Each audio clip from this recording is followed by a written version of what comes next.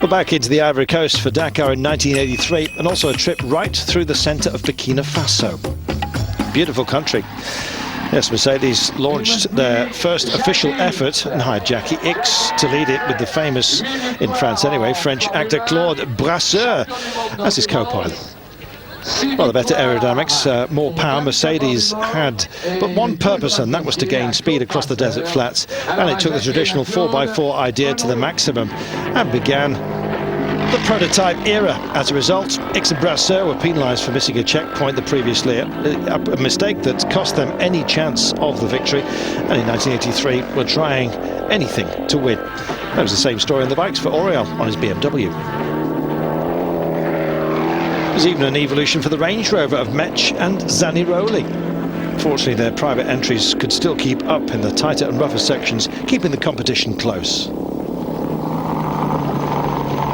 For the bikes, as usual, the three manufacturers, BMW, Honda and Yamaha, were bunched very closely together. In the evenings, the bivouac was organised, but there was little chance to rest. Co-drivers worked on the road books, while the drivers and mechanics tended to the damaged vehicles. Rather like the privateers, who still race today, naturally enough. Hard work has always been a part of the Dakar, particularly for the individuals who find their own funding and run their own team. Wind and sand is never a good combination, and it made particularly difficult life, that is, to navigate in 1983. Competitors stuck together for safety.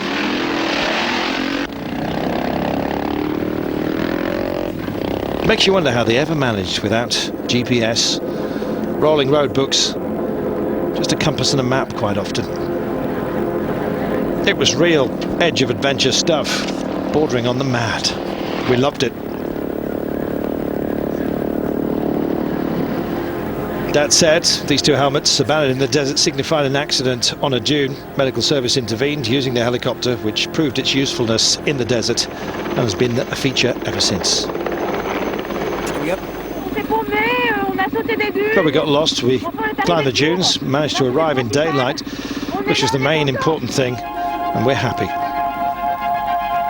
Didn't make too big a mistake, but others did, and had to spend the night in the open air. When the night falls, it becomes like hell out there. You can't see anything. We had to stop. It wasn't possible to continue. We would have got completely lost, he says. Just arrived, absolutely tired, didn't sleep.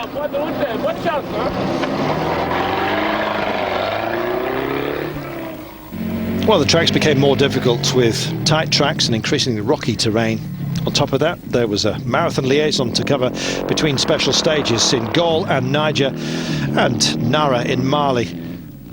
Over 2,000 kilometres. In the desert, Oriol took a chance to extend his lead, but he struggled on the more twisty sections on his heavier BMW compared to the more manageable and agile Yamahas. 5, 4, 3, 2, 1, 0. Jackie X says, I really admire the guys on the motorcycles. They've already 2,300 kilometres behind them, and today, even the liaison was a really difficult one. The road is very difficult, full of stones and rocks, steps, traps and other difficulties. It must have been very, very hard on the guys on two wheels. 2,300 kilometres behind us, it seems crazy, and when we arrived at the last 100 kilometres, it turns out that they're the most difficult of all. It's too tough, he says.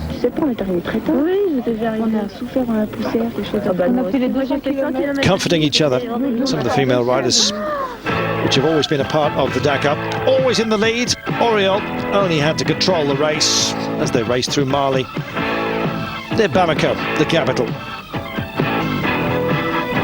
Oriol heading for victory. Victory for BMW in Dakar ahead of Drobak on a Honda. As expected, X took the victory for Mercedes on four wheels, proving that with Brasseur they made a very strong and competitive team. We'll have more from Dakar history after this short break. Stay with us for 1984 and beyond.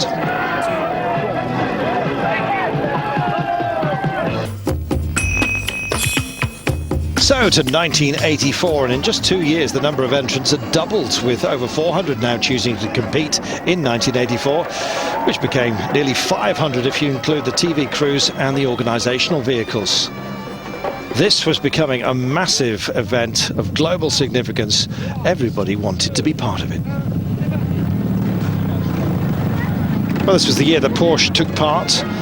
Great interest in the Dakar. Entered a special 4x4 version of the 911 for Jackie Ickx and Rennie Metsch. The car was essentially a 959 drivetrain bolted onto a 911 engine chassis. They entered North Africa. The trucks and the cars took the same route, and there was a new revolution for the trucks as well. Jan de Rooij entered a DAF B motor with 1,000 horsepower on board, twin-engined. It was twin-cabbed as well, something of a monstrosity, unlike the Porsches, which looked very svelte. And for the first time, a truck actually managed to lead the overall rally. Their power was growing, and the push-me-pull-you was looking quite good. The motorcyclists were still showing extreme courage and determination in the most challenging of circumstances.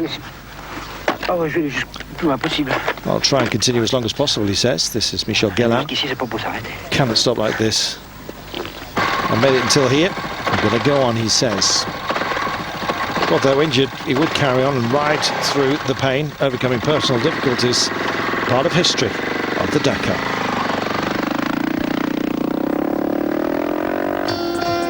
Well, the speeds of the cars and the bikes now managed, even on rough surfaces, to go quickly. Accidents and vehicle damage would happen more frequently. Sometimes, however, that damage was too severe to continue, and the Dakar dreams of many were ended with destroyed machines.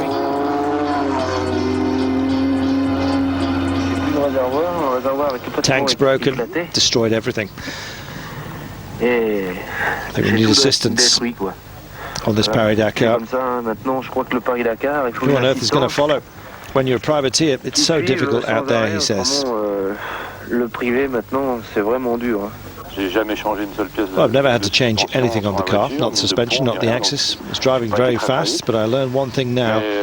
Assistance truck is more than important, it's absolutely vital. Well, problems were few and far between for the Porsches, as they had an excellent backup team, including a 928 engine Mercedes G-Class. In the bikes, Oriol and Raya for BMW dominated, but still pushed to the limit to gain extra seconds. But the biggest problem for the riders remained that of tiredness. Well, Fenouil remarkably survived relatively unscathed from that accident. Stupid, he says, I was sleeping. At the finish, it was Rennie Metsch and Dominic Lemoyne who took the victory over the Range Rover of Patrick Zanaroli. First triumph for the official Porsche factory team.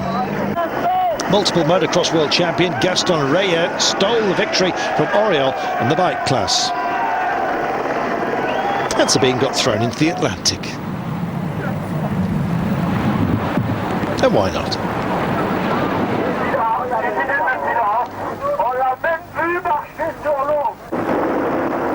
1985 was a return to the more basic but no less treacherous route across the centre of Mali, including Timbuktu.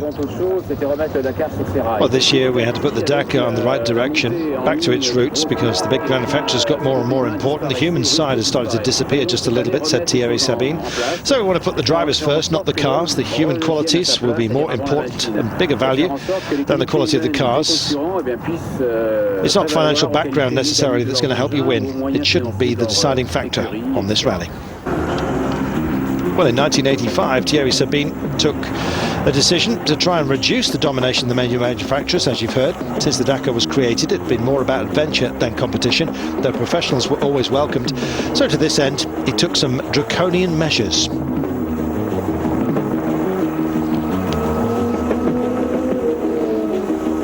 Changing the route to suit some of the smaller guys as well.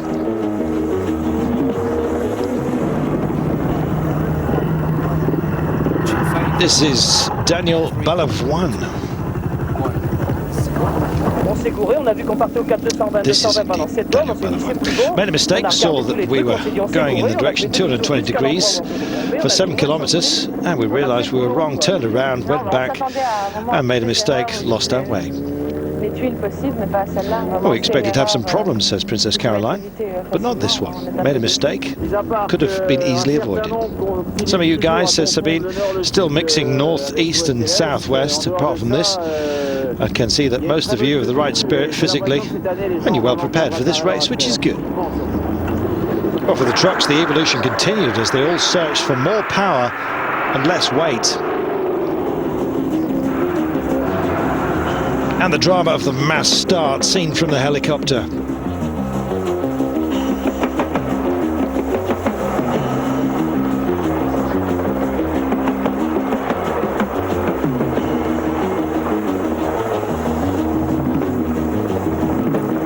This year the Porsches were not well prepared for the event, dropped out one by one until none remained. Well, I believe the worst thing is to know how that you can win this rally now, because tiny little thing, everything can suddenly go wrong. Zanardi and Mitsubishi profited from the failures to take the overall victory. It had taken just 3 years for the Japanese manufacturer to triumph over the terrain and win the Dakar. So it was less about horsepower, more about map reading as well, giving everyone a chance. The bikes, it was Gaston Rayet who took the victory once more for BMW, his aggressive motocross riding style suiting the varied desert conditions, and this victory ensured his place in the legend of the Dakar. Tomorrow, we've got 1987 to 1992, and then it'll be year by year, day by day. 2008 may well have been cancelled, but it doesn't stop us celebrating the Dakar here on Eurosport. My name's Carlton Kirby. I hope you'll stay with us as we go through the history of the Dakar. There'll be even more dramatic pictures as we progress. See you tomorrow.